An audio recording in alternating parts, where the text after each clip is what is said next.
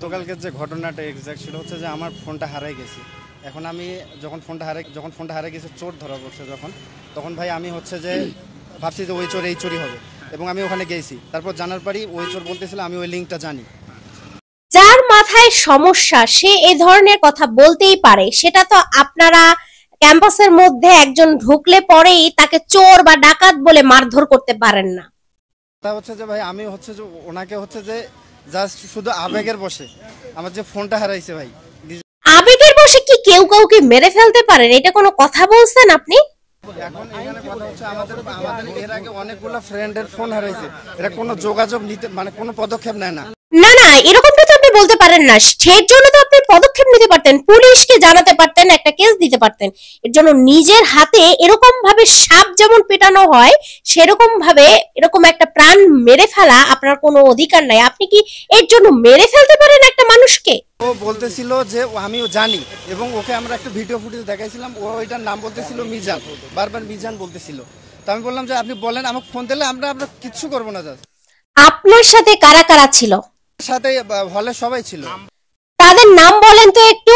গতকালকে আপনার সাথে যারা পিটিয়েছে একসঙ্গে তাদের নাম বলেন। এখন পিটিয়েছে ভাই, সবাই পিটিয়েছে ভাই, একবারে সবাই লাঠি গুড়ি ভাই যা যা পারে সবাই দিল।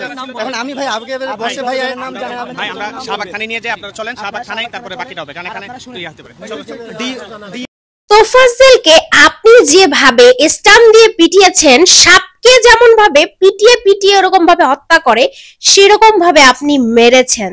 এটা আপনি কি করেছেন? ঠিক করেছেন? আপনার কি মনে হয়? ভাই এখন কথা হচ্ছে যে ভাই আমি হচ্ছে যে ওনাকে হচ্ছে যে জাস্ট শুধু আবেগের বশে আমার যে ফোনটা হারাইছে ভাই, মানে টিউশনি করাই যে ফোনটা কিনি ভাই। আপনি কি ঢাকা বিশ্ববিদ্যালয়ে পড়েন? হ্যাঁ, আমি ঢাকা বিশ্ববিদ্যালয়ে। আপনারা দেখতে পাচ্ছেন সেই ঘাতককে বুয়েটের সামনে থেকে ঢাকা ইউনিভার্সিটির শিক্ষার্থীরা ধরে নিয়ে যাচ্ছে। কি অন্যায় করেছিল তোফাজ্জেল? সে বলছে তার আবেগে কাজ করেছিল তখন।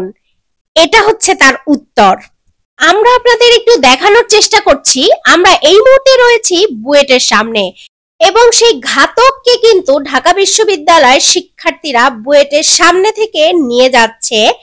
একরকম ভাবে পলাতক ছিল সে পালিয়েছিল এই ঘটনার পরে। পরবর্তীতে শিক্ষার্থীরা তাকে নিজেরা ধরে নিজ দায়িত্বে কিন্তু পুলিশ হেফাজতে নিয়ে যাচ্ছে।